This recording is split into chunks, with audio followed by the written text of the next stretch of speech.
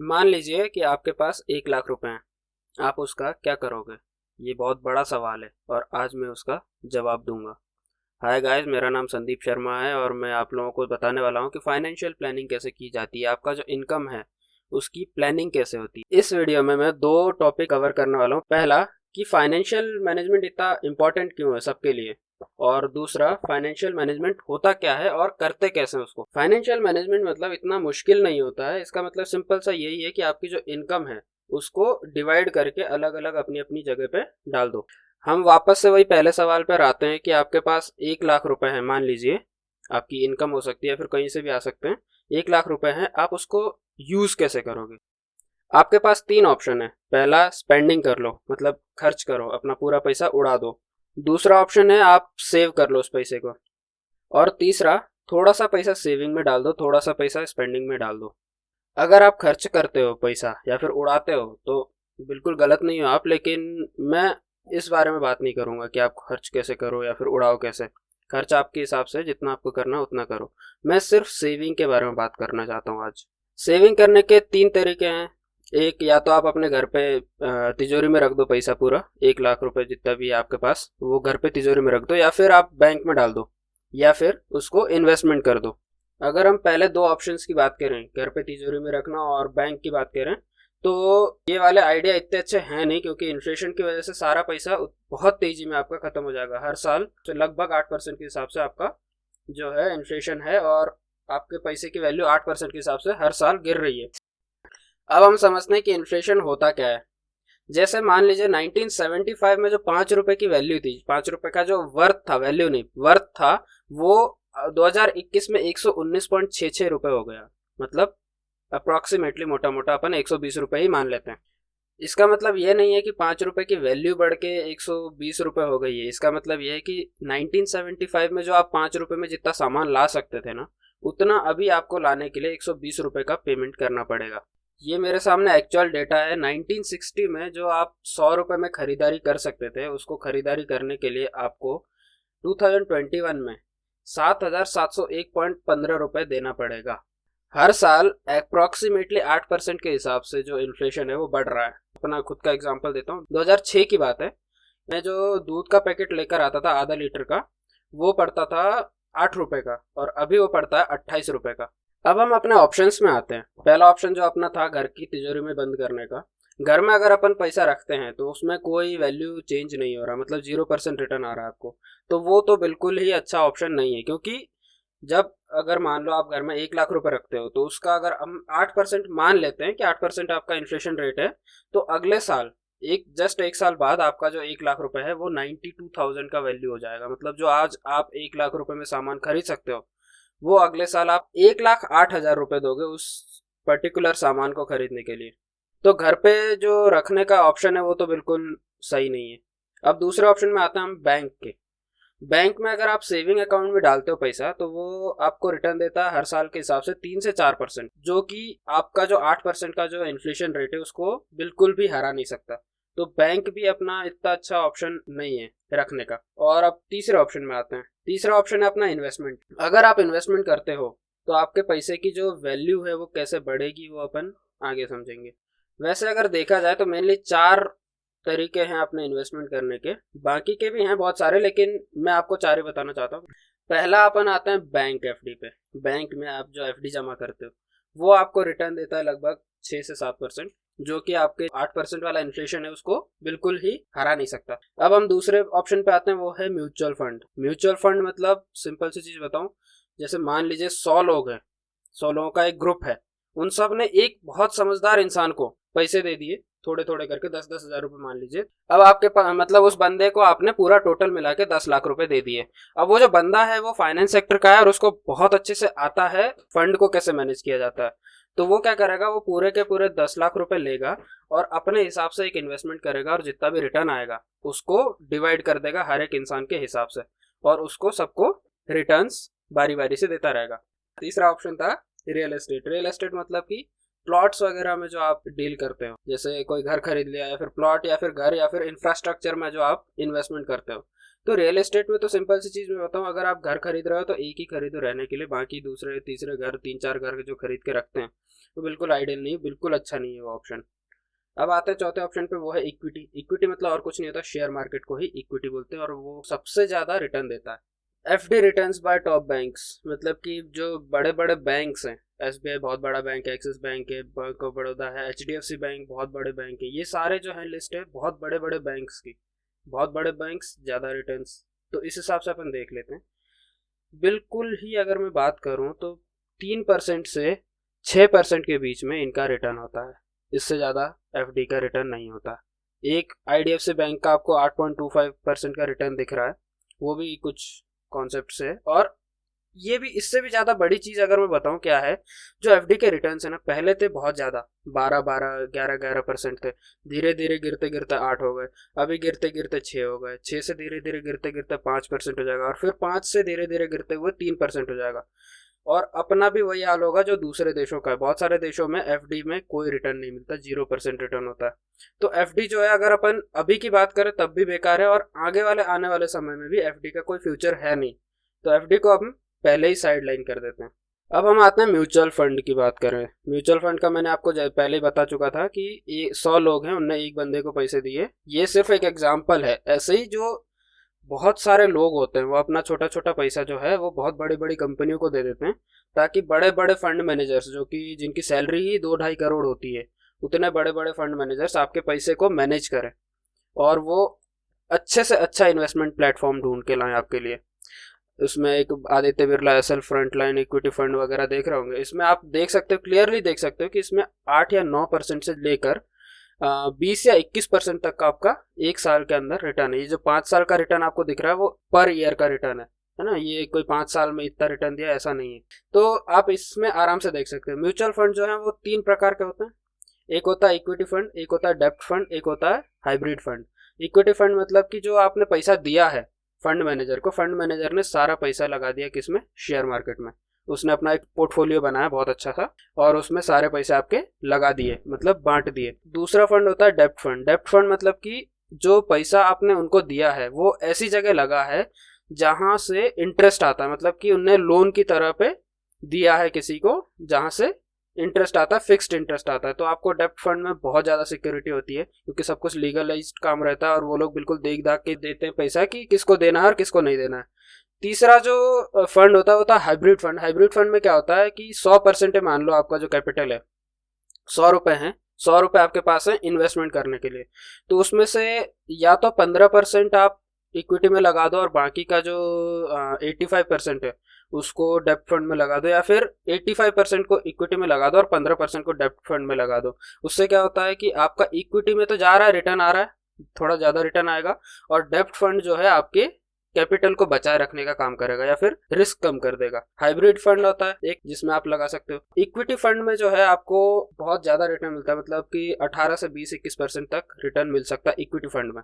डेब्ट फंड की बात करें तो 10 से 11% तक रिटर्न मिल सकता है, और अगर अपन हाइब्रिड फंड की बात करें तो हमको 14 से 15-16% तक रिटर्न मिल सकता है, जो कि इन्फ्लेशन को बीट करने के लिए बिल्कुल सटीक रिटर्न है मेरे हिसाब से।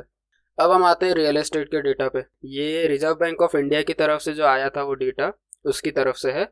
ये आप देख सकते हैं आराम से कि इसका जो रिटर्न है वो कितना ज़्यादा डाउन जा रहा है। ये हाउसिंग इंडेक्स है, हाउसिंग मार्केट जो है वो कितना ज़्यादा धीरे धीरे नीचे जा रहा है ओवर द पास्ट ईयर्स, है ना, पहले के सालों के हिसाब से अगर देखा जाए तो धीरे धीरे नीचे आ रहा है। पहली चीज़ तो ये हो गई। दूसरी चीज़, रियल एस्टेट में लगाने में सबसे बड़ी दिक्कत ये है कि आपको बहुत ज़्यादा मेहनत करना पड़ता है उसमें लिक्विडेट करने के लिए, मतलब कि आपका जो एसेट है उसको पैसे में कन्वर्ट करने में आपको बहुत मेहनत भी करनी पड़ती है और बहुत टाइम भी लगता है। तो इसलिए, और ऊपर से ना आगे फ्यूचर है भी नहीं इसका रियल एस्टेट मार्केट का, तो लगाना कोई बहुत अच्छी बात मेरे हिसाब से तो नहीं लगती। अब हम आते हैं इक्विटी रिटर्न्स पे। ये डेटा है, एक्चुअल डेटा है निफ्टी 50 का, जो कि पूरे मार्केट को रिप्रेजेंट करता है। निफ्टी 50 और सेंसेक्स जो है मार्केट को रिप्रेजेंट करते हैं, आपको पता ही होगा, आप लोगों ने बहुत बार सुना भी होगा न्यूज़ वगैरह में। अगर मैं कहूँ निफ्टी 50 के डेटा की, तो ये जो है शुरुआत से लेकर 1996 से लेकर अभी तक अगर आप देखोगे तो बहुत ज़्यादा रिटर्न दे चुका है, और ये बहुत तेज़ी में रिटर्न देता है। इसका रिटर्न जो रहता है वो कभी फिक्स नहीं रहता, ये आपको जीरो से लेकर या फिर माइनस से लेकर -200% से लेकर मान लो आप अनलिमिटेड रिटर्न देता है। महीने का किसी किसी स्टॉक में आपका रिटर्न जो रहता है वो 250-200% भी हो जाता है, और कभी कभार सालों में 1001% भी रिटर्न दे देता है ये। इसीलिए इसका कोई भरोसा भी नहीं रहता, और इस पे लोग ज़्यादा भरोसा नहीं करते क्योंकि गिर भी सकता है। लेकिन अगर आप सोच समझ के करो, इक्विटी शेयर मार्केट से इतना पैसा बन सकता है कि लोग इससे पूरा अपनी जिंदगी चलाते हैं, मतलब रोजमर्रा की जो जरूरतें हैं वो इसी से पूरा करते हैं। तो उनकी जो करियर है वही शेयर मार्केट है। अब समझते हैं कि आखिर में हम लोग अपने जो पैसा है उसको मैनेज कैसे करें। आप बोलोगे मेरे पास तो पैसा है ही नहीं, तो मैं मतलब लगाऊं कैसे इस चीज़ में। मैं कहूँगा कि देखो, पैसा किसी के पास होता नहीं है, आपको मैनेज करना पड़ता है उस चीज़ से। फाइनेंशियल इक्वेशन है एक, जो आम इंसान होते हैं, कॉमन मैन, मैंगो मैन जो होते हैं, उन लोगों के लिए दो तरीके के इक्वेशन होते हैं। एक होता है आइडियल इक्वेशन, जो कि मुझे बहुत पसंद है। दूसरा जो है वो बहुत सारे लोगों का एक्चुअल इक्वेशन है। ये बहुत सारे लोग अपनी लाइफ में ये वाला इक्वेशन इस्तेमाल करते हैं। पहला है income is equals to saving plus expenses. मतलब कि आपकी जो कमाई है वो आपकी बचत और खर्चे को मिलकर बननी चाहिए। आपकी जो कमाई है वो दो हिस्सों में बंटनी चाहिए, एक बचत के ऊपर और एक खर्चे के ऊपर। आपका खर्चा फिक्स होना चाहिए जिसकी वजह से आप सेविंग को फिक्स रख सको। अगर आपको खर्चा ज़्यादा हो रहा है तो सेविंग को कम मत करो, इनकम को बढ़ाओ, या फिर इनकम को बढ़ाने की कोशिश करो। ये जो है ये आबाद करता है। और दूसरा जो है वो expense is equals to income plus loan. मतलब जो आपका खर्चा है वो आपके दो चीज़ों से बनता है। एक होता है आपका आपकी कमाई, दूसरी होती है आप क्रेडिट पे लोन ले ले, मतलब लोन ले लेते हो आप बैंकों से या फिर किसी चीज़ से भी। मतलब आपको खर्चा करना, आपको खर्चा करने के लिए पैसे है नहीं, तो आप क्या करते हो, बैंक से ईएमआई पे ले लेते हो, है ना। ये हमेशा आपको बर्बादी की तरफ लेके जाता है। अगर ये इक्वेशन पे आप जी रहे हो तो बिल्कुल सतर्क हो जाओ, क्योंकि आपका फ्यूचर बिल्कुल ही अच्छा नहीं है। अगर आप ये पहले वाले इक्वेशन पे हो, income is equals to saving plus expense, तो आपकी जिंदगी फिर भी संवर रही है ना। अगर आप दूसरे इक्वेशन पे हो तो आपको पहले पहले वाले इक्वेशन पे लाना है अपने आप को, तब जाके आप जो मैं आगे बताने वाला हूँ उस पर फोकस कर पाओगे, उसको अप्लाई कर पाओगे। जो पहला वाला इक्वेशन फॉलो करते हैं उन लोगों को मैं बता दूं, एक्सपेंस से मुझे लेना देना नहीं है। आपका एक्सपेंस है, आप जितना करना चाहे कर सकते हैं, लेकिन आपका अगर कुछ भी सेविंग है, सेविंग और कुछ होता नहीं है, बस जो आप फ्यूचर में एक्सपेंसेस करोगे वही सेविंग होती है। मतलब आप जो बचा रहे हो पैसा वो फ्यूचर के लिए बचा रहे हो, मतलब कि बाद में आप खर्च करोगे, अभी नहीं कर रहे लेकिन बाद में तो करोगे ही, तो वो फ्यूचर एक्सपेंसेस में आता है। फ्यूचर एक्सपेंसेस में जो बड़े बड़े खर्चे हैं वही आते हैं, छोटे छोटे खर्चे नहीं आते। छोटे छोटे खर्चे अभी करंट एक्सपेंसेस में आते हैं। अब बड़े बड़े खर्चों में कैसे, जैसे एक बड़ा घर ले लिया आपने, एक गाड़ी ले ली, एक शादी कर ली आपकी। मतलब मैं एज्यूम कर रहा हूँ कि आप लोग यंग हो अभी, है ना। जो जिनकी शादी हो चुकी है, घर ले चुके हैं, गाड़ी ले चुके हैं, वो अपने हिसाब से फ्यूचर एक्सपेंसेस डिसाइड कर सकते हैं। मैं एज्यूम करता हूँ कि आप लोग अभी यंग हो, तो मेरी एज के हो, जिनकी शादी भी नहीं हुई और अभी करियर शुरू भी हुआ है या नहीं हुआ है वो नहीं पता। अगर हो गया है तो आप अपनी इनकम, जो करंट इनकम है, उससे हिसाब से प्लानिंग कर सकते हो। और अगर आपका जो करियर स्टार्ट नहीं हुआ है तो आप करियर की प्लानिंग अभी से कर लो, कोई दिक्कत नहीं है। जो आपका इनकम आएगा उसको कैसे यूज़ करना है उसकी प्लानिंग कर लो।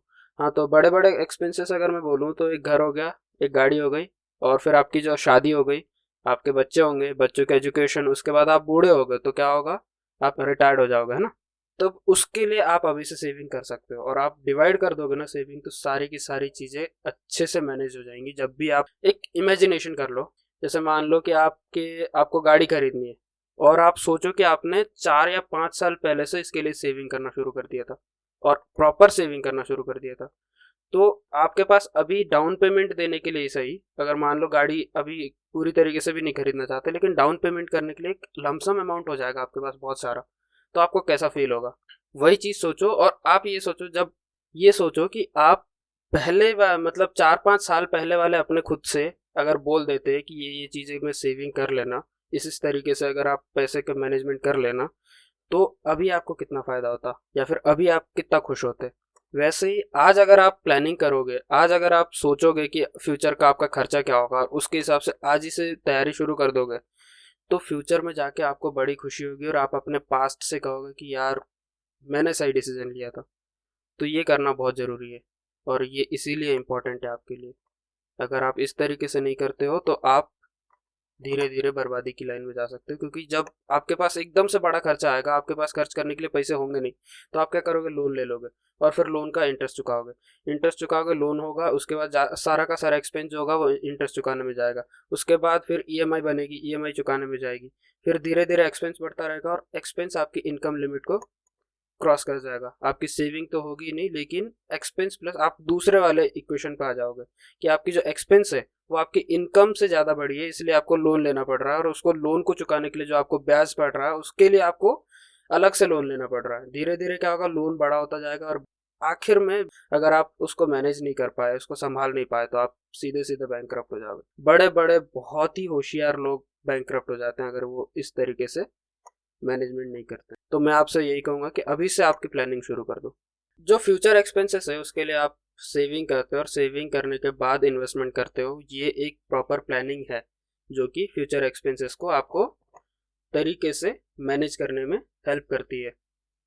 अब हम अगर बात करें फ्यूचर एक्सपेंसेस की, तो फ्यूचर एक्सपेंसेस जो हैं वो दो तरीके के होते हैं।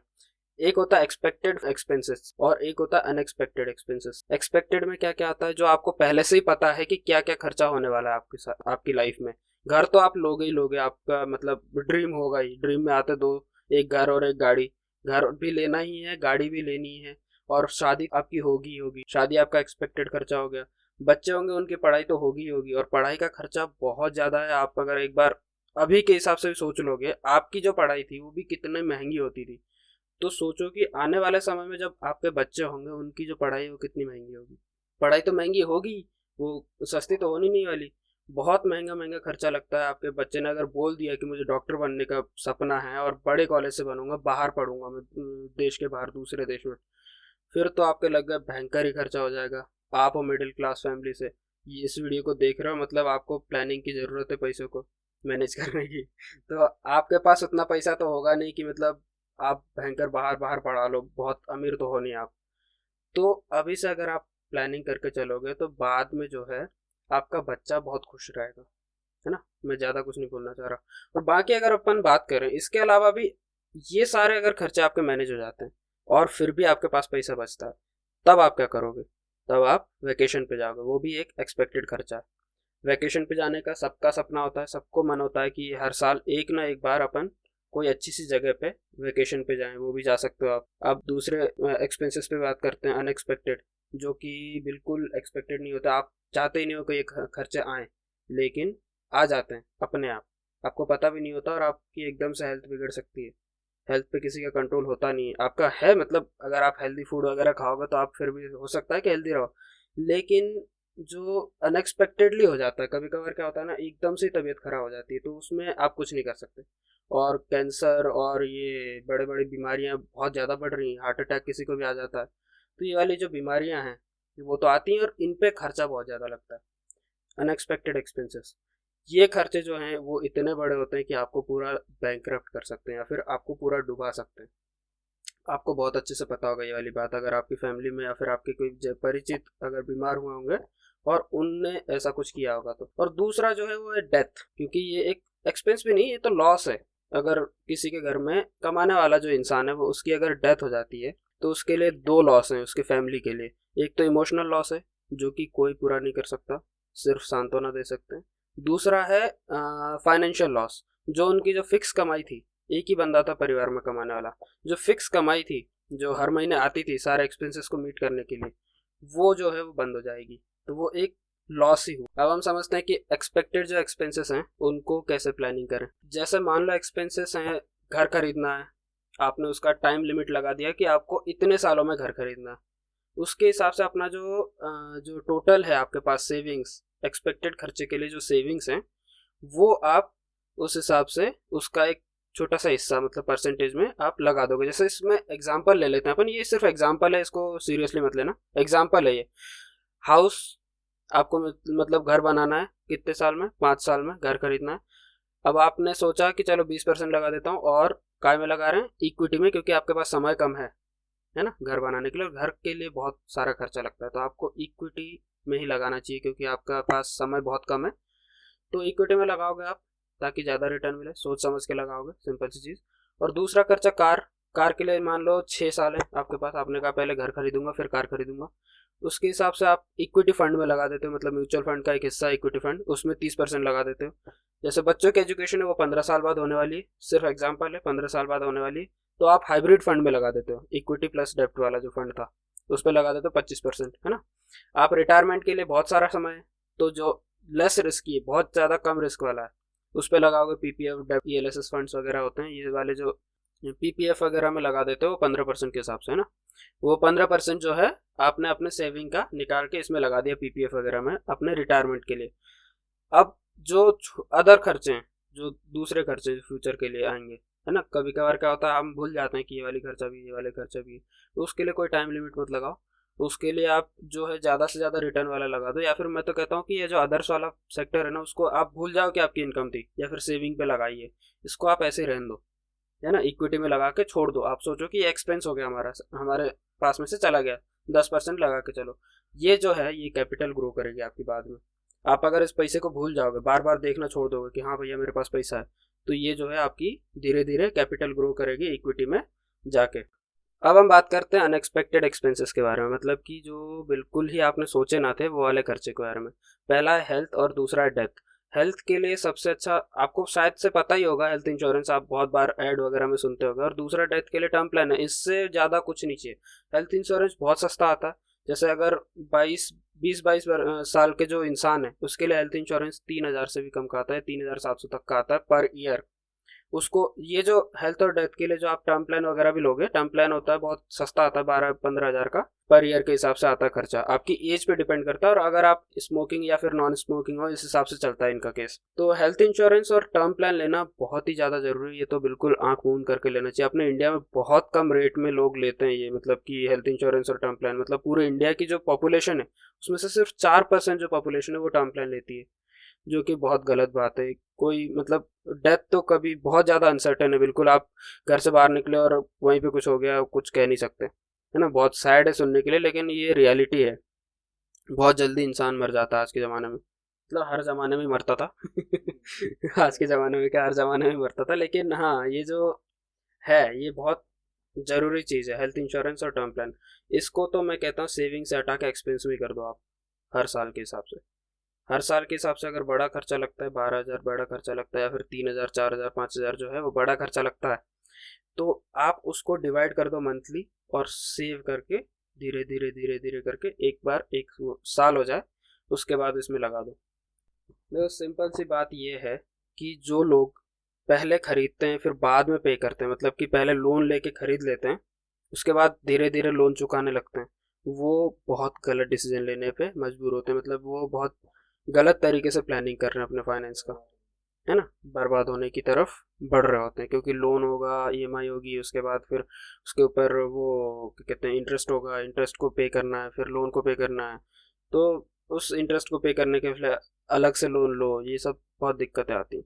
दूसरा, जो इंसान पहले पे करता है, मतलब पहले सेव करता है उस फ्यूचर एक्सपेंसेस के लिए, सेव करना मतलब पहले ही पे कर रहा है वो, अभी से मैंने ये पे कर लिया कि मैं फ्यूचर में घर खरीदने वाला हूँ, तो ये पहले पे कर दिया, और फिर बाद में वो खरीदेगा 5 साल 6 साल बाद, तब क्या होगा, वो बहुत हैप्पी लाइफ जिएगा। क्यों? क्योंकि पहले से उसकी पूरी एक्सपेंसेस की तैयारी हो चुकी है, तो बाद में पे करने के लिए। तो यही चीज़ है। थैंक यू सो मच आप लोगों ने जो इतनी देर तक देखा। आप लोगों को अगर बिल्कुल कोई भी सीख मिली हो, या फिर कोई भी नॉलेज थोड़ा सा भी बढ़ा हो, या फिर आपको थोड़ा सा अगर इम्प्रूवमेंट लगता है, हाँ, तो आप बिल्कुल लाइक कीजिए, शेयर कीजिए, सब्सक्राइब भी कर दीजिए मुझे अच्छा लगेगा, मैंने बहुत मेहनत करी इस वीडियो को बनाने के लिए। Thank you so much.